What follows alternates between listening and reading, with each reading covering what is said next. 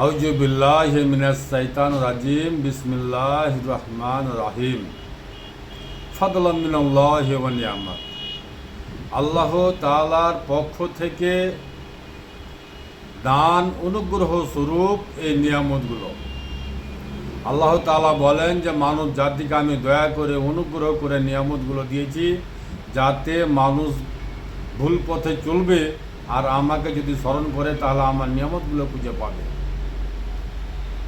আর আল্লাহ পাকের নিয়ামতে কোনো side effect নাই, সম্পূর্ণ ন্যাচুরাল।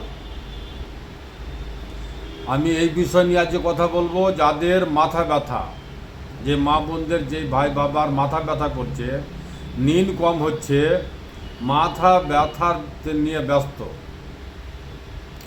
মাথা ব্যথাকে যদি আপনি ঠিক করতে চান, আল্লাহ পাকের কুদরতি খাজানা থেকে আমি ফর্মুলা বলবো ইনশাল্লাহ, সেই ফর্মুলাতে আপনি শেফা হাসিল করতে পারেন। ফর্মুলাটি অতি সহজ এবং সুন্দর হবে ইনশাআল্লাহ। আলহামদুলিল্লাহ।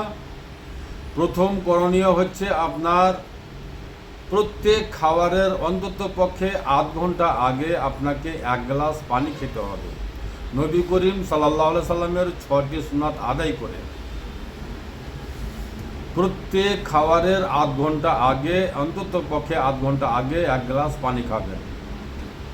তারপরে করণীয় হচ্ছে আপনার মাথা আপনার যখন ব্যথা করছে, আপনার বা আপনার ছেলে মেয়ের কারু হোক না কেন, তার এই দুটাকে হালকা হাতে মাসাজ করেন আর বলেন লা ইউসাদ্দাউনা আনহা ওয়ালা ইউনজাফুন। এইভাবে মাসাজ করবেন আর হাতে তালুতে ফু দিবেন। লা ইউসাদ্দাউনা আনহা ওয়ালা ইউনজাফুন।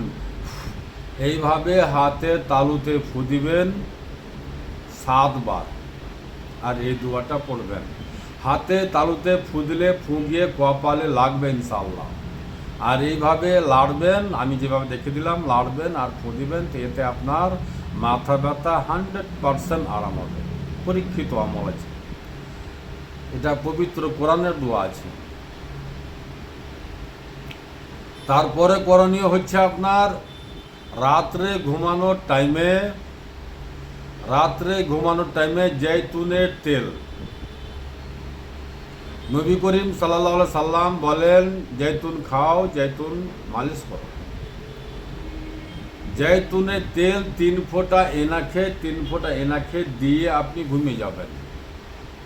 মাত্র 3 ফোঁটা, 3 ফোঁটা এনাকে, 3 ফোঁটা এনাকে।